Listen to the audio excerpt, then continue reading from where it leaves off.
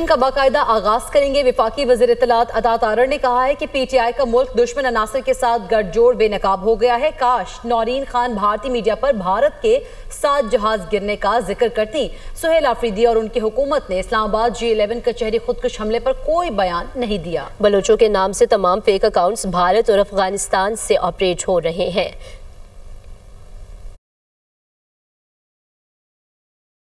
P T I کا ملک دشمن عناصر کے ساتھ گٹھ جوڑ ہے جو اب کھل کے سامنے آ چکا ہے۔ کیا نورین خان نیازی نے انڈین چینل کو جو انٹرویو دیا، ادھر کہا کہ میں مودی کی مذمت کرتی ہوں، ادھر کہا کہ جو معصوم بچے شہید ہوئے پاکستان میں، اس بچے ارتضیٰ عباس کی بات کی، ان شہریوں کی بات کی جو مرید کے بہاولپور میں شہید ہوئے، ان فوجیوں کی بات کی، ان جوانوں کی، ان افسروں کی بات کی جو شہید ہوئے، یا ان کو خراج تحسین پیش کیا؟ صوبائی حکومت ہے، جو بارڈرنگ ڈسٹرکٹس ہیں، ان کی کوتاہیاں اور کمزوریاں جو ہیں، ان کی وجہ سے یہ انفلٹریشن جو ہے یہ بڑھ جاتی ہے۔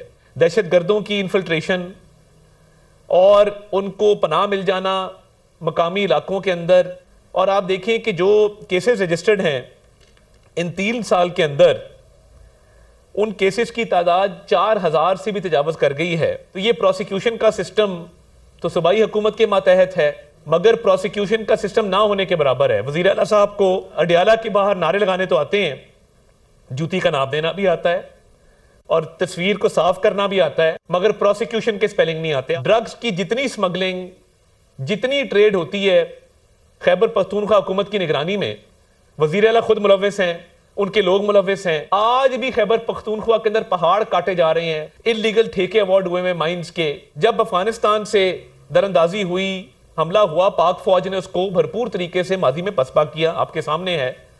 یہ پوسٹیں چھوڑ کے بھاگے، وہاں سے ساز و سامان چھوڑ کے بھاگے۔ اگر دکھ ہوا تو وہ پی ٹی آئی کی حکومت کو اس بات کا دکھ ہوا۔ وزیر دفاع خارجہ آصف کا ایکس پر پیغام میں کہنا ہے کہ غزہ جنگ بندی معاہدے کو یک طرفہ قرار دیتے ہوئے تنقید کا نشانہ بنایا جا رہا ہے۔ اسرائیلی افواج جنگ بندی کی خلاف ورزی جاری رکھے ہوئے ہیں۔ 10 اکتوبر کو جنگ بندی نافذ ہونے کے بعد سے کم از کم 352 فلسطینی مارے جا چکے ہیں۔ شرم الشیخ میں دستخط کیے گئے معاہدے کا مقصد خطے میں استحکام لانا تھا۔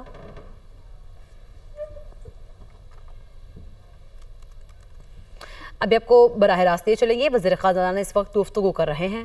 Structural reforms، کیونکہ the discussion was not about the design phase، بلکہ آپ کے ساتھ شیئر کرنے کے لیے کہ all the structural reforms which are in execution۔ آج میں اور اس وقت بھی یہی بات ہوئی تھی کہ ہر مہینے 1.5 مہینے کے بعد انشاءاللہ ہم ملاقات کیا کریں گے، because developments are taking place، اور اس میں ایک دوسرے کے ساتھ ہم اسے حاصل گفتگو کر سکیں۔ تو آج کچھ 4-5 چیزیں ہیں جس کا میں ذکر کرنا چاہتا ہوں in terms of the developments which have taken place، not repeating جو ہم پہلے اس وقت بات کر چکے ہیں کہ پچھلے 4 سے 6 ہفتے میں کیا ڈیولپمنٹس ہوئی ہیں اور ہم اس کو آگے کیسے لے کے جا رہے ہیں۔ تو اس وقت یہ بات ہوئی تھی کہ میکرو اسٹیبلٹی کی بات ہوئی، معاشی استحکام کی بات ہوئی، ریٹنگ ایجنسیز کی بات ہوئی، اور اس وقت یہ ڈسکشن بھی زیر بحث آئی کہ سیکنڈ ریویو جو IMF کا ہے، سٹاف لیول ایگریمنٹ ہو چکا ہے، اور اس میں میں بار بار یہ ذکر ضرور کرنا چاہوں گا کہ it was also the first review of the climate resiliency fund۔ وہ بہت امپورٹنٹ ہے کیونکہ اس کے بعد COP30 ہوا اور اس کے بعد کلائمیٹ فائنینسنگ بہت امپورٹنٹ ہے۔ تو اب یہ ہم نے جو کرنا تھا from our perspective, both reviews went well, now it's up to the board. لیکن انشاءاللہ اگر یہ سارا چیز ہوتی ہے تو پھر دونوں ڈسپرسمنٹس ہوئیں گی، جو EFF کے انڈر ہے اور جو کلائمیٹ ریزیلینسی فنڈ کے انڈر بھی جو ہم نے implementation from our perspective we have met the required aspects. تو یہ دونوں چیزوں کی انشاءاللہ ڈسپرسمنٹ ہوگی، but as I said it's up to the board when they consider our second review and the first review۔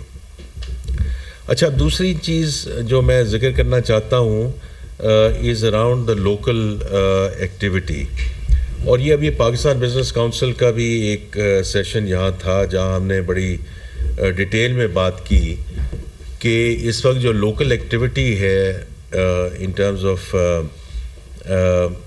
The domestic economy وہ آگے کیسے چل رہی ہے. تو اب اس میں کچھ ایکٹیویٹی ڈرائیورز ہیں.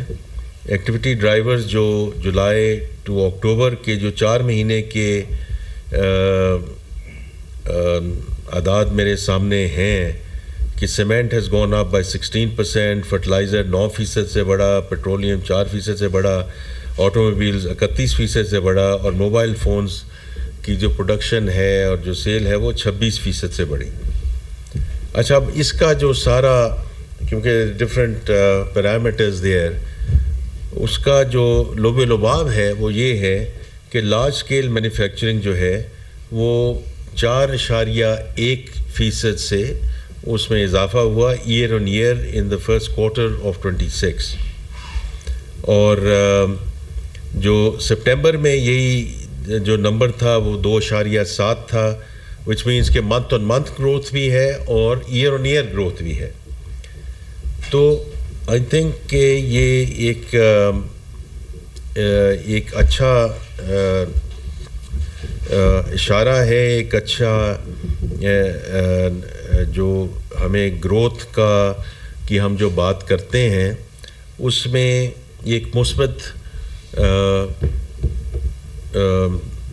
آئٹم ہے. اب اس کو ہم نے کیسے سسٹین کرنا ہے, ہم اس کو آگے کیسے لے کر جانا ہے, we can talk about that. تو اس لیے یہ جو سیکٹرز میں جو انکریز آئی ہے اور جو over all large scale manufacturing میں آئی ہے یہ بڑی خوش آئند ہے. اچھا, اب اسی سلسلے میں جو آگے, کیونکہ ہم نے ہمیشہ یہ بات کی ہے, میں نے بھی یہ بات کی ہے کہ ہمیں گولڈ رش میں نہیں جانا. تو جب اسٹیبلائزیشن آتی ہے اسی وقت یہ بات ہوتی ہے کہ اب اس کو گروتھ میں کیسے لے کے جائیں. تو گروتھ کو ہم نے سسٹینیبل کرنا ہے. گروتھ کو سسٹینیبل کیسے کرنا ہے, اس کو انکلوسیو کرنا ہے, وہ ایسے ہے کہ we have to keep a close eye on what has been the Achilles heel when we push the foot on the pedal is our balance of payment is our current account.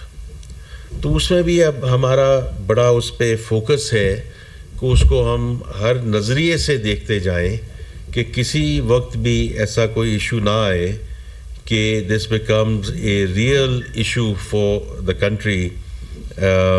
تو اس لیے ہم نے export, remittances, imports, اس پہ ہر مہینے ہم جائزہ لے رہے ہیں. اور الحمدللہ ایکسپورٹس جو ہیں overall it's a good story کہ 5% اس میں انکریز ہوا. اس میں سے آئی ٹی سروسز تو is a fantastic story because it's up 20% year on year. So اس میں یہ بڑا امپورٹنٹ ہے کہ اس کو ہم ایک سسٹینیبل طریقے سے آگے لے کر جائیں. دیکھیں, یہ جو میں نے ایل ایس ایم گروتھ کی بات کی, یہ 4% انکریز ہوا. اسی دوران پچھلے سال 0.9% یہ کنٹریکشن ہوئی تھی. تو delta is actually about 5% in terms of where we were and where we are. اب اس میں ایکسپورٹس ہیں وہ ہیلپ ہمیں کر رہی ہیں. جو ٹریڈیشنل سیکٹر ہے اس کو ہم نے ہیلپ اور سپورٹ کرنا ہے, اس کو اسسٹ کرنا ہے کہ کیسے اس میں توانائی لا سکیں اور اس میں کیسے ہم we bring the oomph back into that traditional sector.